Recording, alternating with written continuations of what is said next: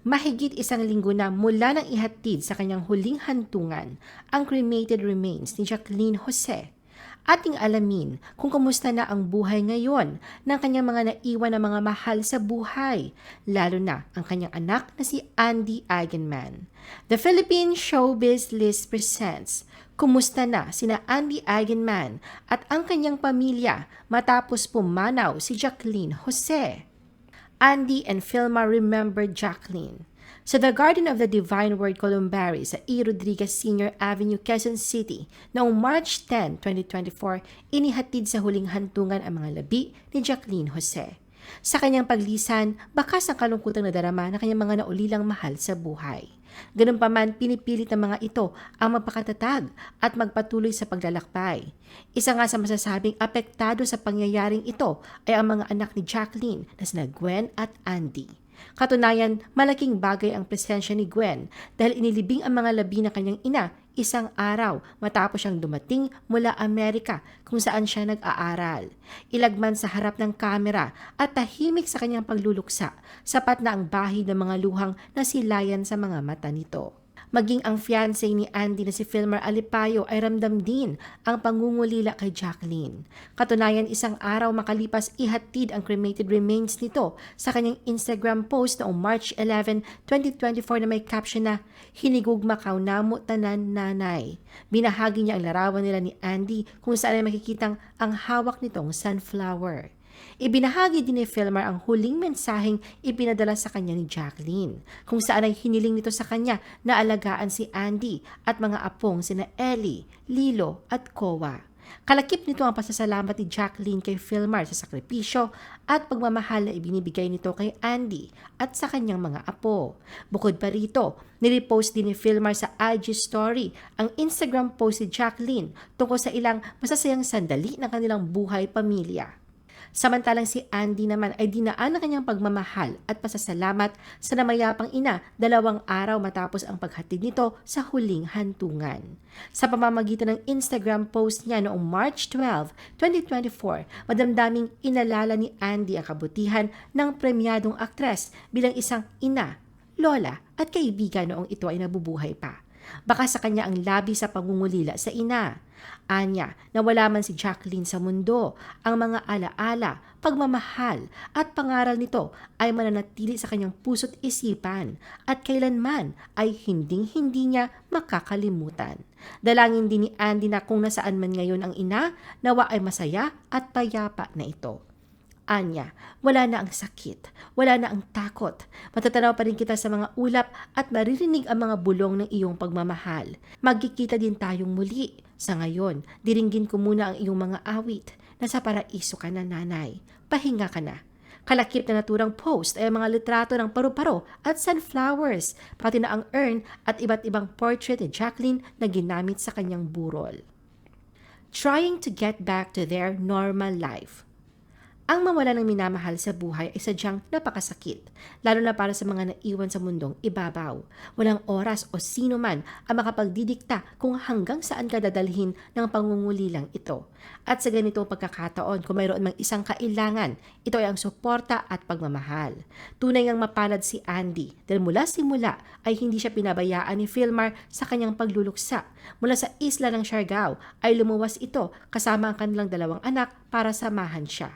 Habang inaasikaso ni Andy ang ilang mga bagay-bagay, si Filmer muna ang nag-asikaso sa mga bata. Makikitang sinusubukan ng mga ito na bumalik sa dating normal na pamumuhay. Sa isang video na ibinahagi ni Filmer sa Instagram noong March 13, 2024, makikita siyang nag-i-ehersisyo kasama ang mga anak. Kalakip nito ang caption na "Morning Routine with my loves". Nag-iwan naman dito si Andy ng komento para pasalamatan ang fiancé. Anya, malaking bagay ang presensya ni Filmer, lalo na sa pag-iintindi at pag-aalaga nito sa kanilang mga anak sa panahong siya ay may pinagdaraanan. Mensahe niya, "Soon I get to join you guys again. Thanks for being our support system during this time." Ilang araw ang nakalipas. Tuluyan na nga nakasama ni Andy ang kanyang mag-aama. Sa isang social media post ni Philmar, binahagi niya ang first family photo nila matapos ang internment ni Jacqueline. Sa larawan makikitang all smiles ang mga ito at tila ba sinusulit ang pananatili sa kamay nilaan.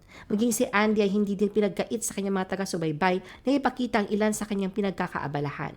Sa kabila ng pinagdaraanan, talagang pinilit itong maging malakas at manatiling malusog hindi lang para sa kanyang sarili, kundi sa kanyang pamilya. Ilan nga dito ay ang bonding moments nila ni Philmar kasama ang dalawang anak kung saan ay masayang nilibot ang syudad. Nagbabad din sila sa swimming pool kung saan ay nakabanding nila ang ilan sa kanilang mga kaibigan. Hindi rin hinayaan ni Andy na maging ang pisikal niyang pangangatawan ay manamlay. Katunayan, isa sa kanyang pinagkakaabalahan ay ang pagja-jogging at nakasuporta naman sa kanya si Philmar. Ayon niya kay Andy, ang ginagawa nilang ito kasama ang mga bata ay upang makapag-produce ng happy hormones at maibalik ang kanilang mga sarili sa dating pamumuhay. Bukod pa rito, ay sinusulit din ni Andy at Philmar ang bawat oras na makasama ang kanilang pamilya sa syudad bago bumalik sa isla. Sa larawan at video na naibahagi online, ay makikitang nagipag-family bonding muna sila sa pamilyang Eigenman. Matatandaan na nauna na nagpabatid ng buong suporta ang pamilyang Eigenman na sila na ang bahala kay Andy at maging sa pamilya nito. Tiniyak na mga ito na hindi kailanman nila pababayaan si Andy. Kahit na wala na si Jacqueline ay magpapatuloy ang pagmamahal nila. Ilan nga sa miyembrong nakasama nila sa pagtitipon ay ang tiyuhin ni Andy na si Michael De Mesa kasama ang asawa nito. Siyempre, katulad ng inaasahan, hindi nawala ang kanyang kuya Gabby Eigenman kasama ang pamilya nito. Present din sa okasyon maging ang lolo at lola ni Andy na sila Rosemary Hill at Eddie Mesa. Naroon din ang panganay niyang si Ellie. Samantala, isa naman sa kinaalyuan sa family dinner ay pagpapakitang gilas ni Kowa na kanyang magic trick. Hindi nga lang sina Andy at Philmar ang natuwa sa pagpapasikat ng kanilang bunso, kundi buong pamilya na nanggigigil sa kakyutan at kakulitan nito. Hindi na kailangan pang sabihin, tunay nga at matatag ang suporta na nararamdaman ni Andy habang pinagdadalamahati ang pagpanaw ng kanyang ina. Back to island life. Sa ilang linggong pananatili sa syudad, tuluyan na nga nakabalik ang pamilya ni Andy sa isla. Ang tagpong ito ay binahagi ni Philmar sa kanyang Instagram post noong March 19, 2024. Isa sa mga larawan na ipapakita kay Andy na gumiti sa counter ng kanilang cafe at surf shop na Happy Islanders Surf Club. Nalikit pa dito ni Philmar ng caption na "Back home with my mahal." Samantala sa isa pang larawan ay makikita silang dalawa nang ngumingiti para sa isang selfie at ipinagmamalaki ang isa sa mga inumin mula sa kanilang cafe na turmeric latte. Kaugnay ng kanilang pagbabalik isla, sa pagkakataong ito ay kasama naman sa biyahe si Gwen. Pinili nitong makapaglaan ng panahon sa kanyang ate at mga pamangkin at sulitin na kagandahan ng lugar bago bumalik ng Amerika para sa kanyang pag-aaral. Mahirap man pero ramdam na sinusubukan ng magkapatid na magsimulang muli na wala na ang presensya ng pinakamamahal nilang ina. Tunay ang sandalan nila ang isa't isa at bilang panganay, pinaramdam ni Andy na nariyan lang siya para sa kapatid at hindi ito nag-iisa. Sa isang social media post, binida ni Andy ang nakakatuwang bonding nila magkapatid na tila kuha sa Katangnan Bridge kung saan ay kasama din nila sina Ellie, Kowa at Lilo. Baka sa larawan ang labis na kagalakan ni Andy na sa wakas ay nakadalaw ang kapatid sa isla at naipakita rito ang masayang pamumuhay nilang pamilya rito. Katunayan noong nabubuhay pa si Jacqueline ay makailang beses nang niyaya ito ni Andy na manirahan sa isla pero sadyang hindi lang natutuloy dahil sa dami ng trabaho sa showbiz. Kaya naman ang makapiling ang kapatid sa isla ay tsak na isa sa nakapagbibigay kasiyahan kay Andy sa kabila ng pagkawala ng ina. Andy reminisces childhood with Jacqueline. Sa paglipas ng mga araw at sa pagbabalik sa isla, kahit na mahirap ay makikitang sinusubukan ni Andy ang mag-move on. Naririnig unti-unti niyang pagbabalik sa nakasanayang masaya, simple at normal na pamumuhay. Ganun pa man sadyang hindi ganun kadali lumimot at baliwalain ang sakit ng mawalan ng minamahal sa buhay. Sa kabila na pinapakitang katatagan, hindi maiiwasan na may mga sandaling bigla ka na lamang bibigay at makakaramdam ng kalungkutan. Hindi maitatanggi ang labis na pagkasabik ni Andy sa namayapan niyang ina. Ramdam na ramdam pa din ang pangungulila nito dahil kamakailan lang ay naghandog na naman siya ng bagong mensahe para rito. Sa kanyang Instagram post noong March 19, 2024 ay nagbahagi siya ng throwback photo niya kasama si Jacqueline na kuha sa isang dalampasigan. Sa mensahe pinabatid ni Andy kung paano siya minomotivate na kanyang nanay sa bawat bagay na ginagawa niya at kasabay ng walang sawang paggabay noong nabubuhay pa ito. Buong mensahe ni Andy para sa ina. She built me up like a mountain at sunrise and painted my sky with gentle hands.